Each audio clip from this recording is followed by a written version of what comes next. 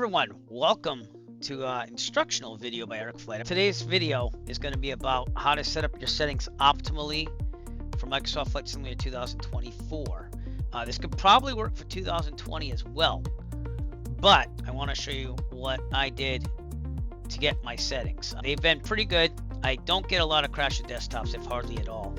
But what we're going to do is we're going to use ChatGPT to alter the user config setting file in Microsoft Flight Simulator 2024.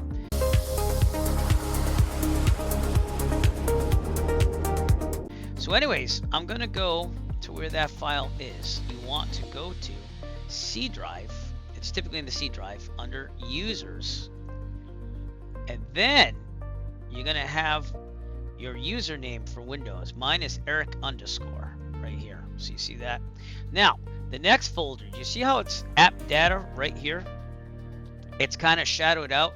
You have to view that. That would be a hidden folder. So if you go to view, show, hidden items, it's going to look like this at first. You won't see app data, but if you go to view, show, hidden items, it's going to pop up all those hidden folders. So we want C drive, users, your username under Windows, mine's Eric underscore, and then I go to app data after I show that, like I just showed you. You're going to go to roaming. You're going to scroll down to Microsoft Flight Simulator 2024. This is the Steam edition, by the way.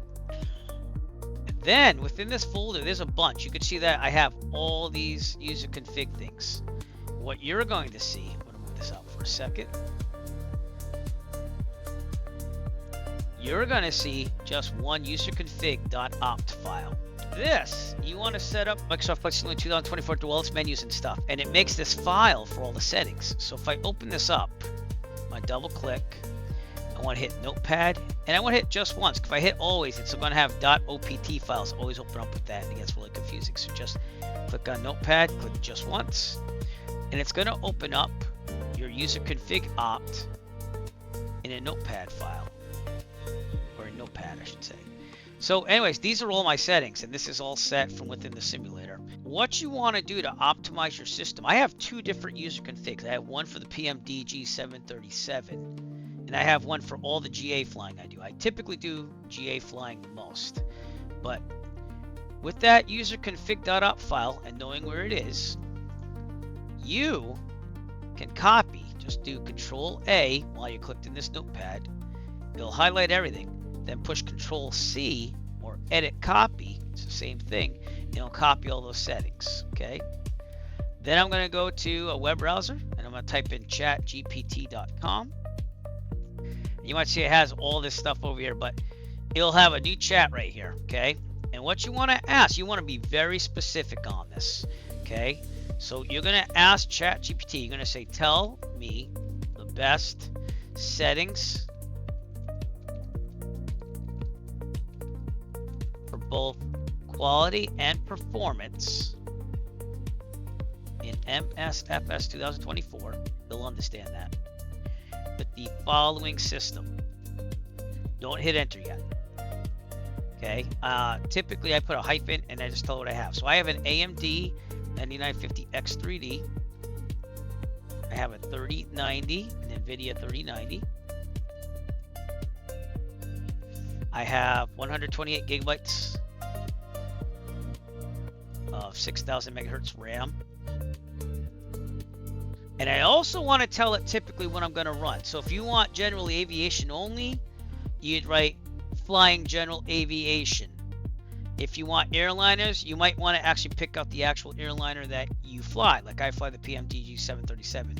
Right now, I'm just going to go for generic, but I do run crap loads of add-ons. If you see my stream, you see I got scenery galore. I got all these add-ons.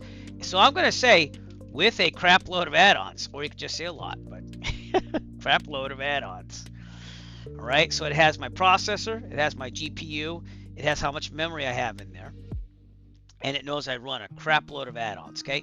I'm not going to mention GA or airliners because this is a good way just to get started with a general one. Okay. And the other thing we want to do, best settings for both quality refer to the UserCfg.opt text below. Now remember, we copied this, right? Edit copy. And I'm going to paste it right below all that. And then I'm just going to push this arrow or enter.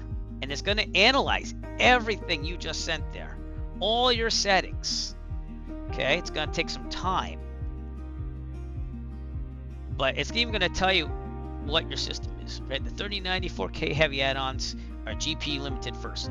Totally what it is. Because CPU, I was CPU limited with an i9. Then I went with the AMD, but I kept the 3090. So that totally makes sense. So it's close, but there are a few performance traps. Now, I already like that. I go for maximum quality, this and that. I also do frame generation. So I have a frame generation mod. Okay. So, but you see how it kind of leads you through everything? It's going to tell you what the big issues are. Okay. Fix these first. I'm going to keep frame gen because I like it, but you can experiment with things. Okay, I'm stacking DLSS, FSR scaling. See, this is the frame gen mod though. So it says redundant, but it's the frame gen mod, so that's why it's picking that up. My LODs are high for GA. That's wicked high, okay? But it works for me. You know, if I wanted to turn it down, I could. And my recommended video settings, this is what it's saying, okay? So it says rendering mode. Now, all this stuff is in this file right here. So you can go side by side. And that way you're ready to do it. But you want to read what it says. So it says leave that as is. Anti-aliasing, best option. Okay. So now it's getting into what I should fix. Okay. So 1, 2, and 3 it didn't like. Recommended video settings.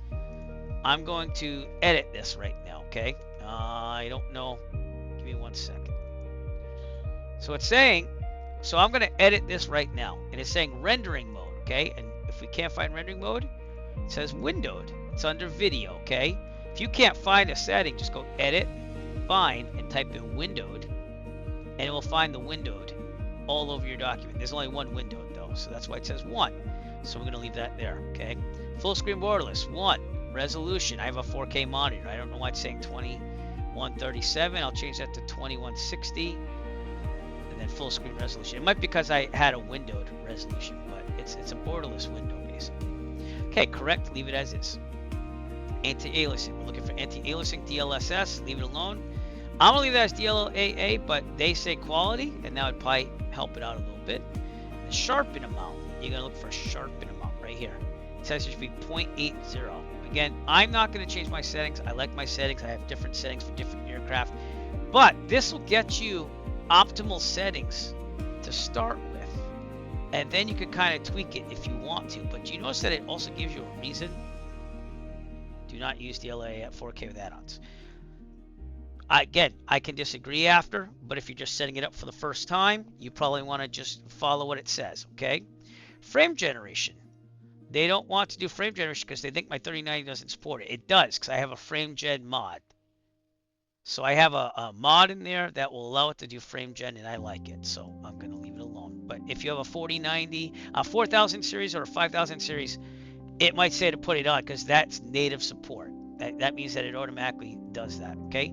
Reflex on, don't use boost, okay? So reflex, see how it says on? That's VR. So I don't know why it says VR. Here's reflex. It says boost, do not reflex on, do not use boost, but I like boost. So, and I'm not computer bound. So I'm fine with that. Again, these are my settings, but I just wanted to show you how I did all this stuff in the beginning. VSync is 0, so we kind of look down here. Again, you can search for it. Here's VSync 0. Target frame rate is VR. That's not what I want. I want the regular target frame rate right here. I got it set to 30. They say set it to 0. So yeah, I don't know why I did that, but I'm just gonna leave it the way it is because I'll fix that later. But all right, sweet spot for flight sims. It tells you exactly why. And then we go to graphics settings, okay? All of this is up here at the top here. So it says terrain LOD factor. Actually, that's right down here with graphics.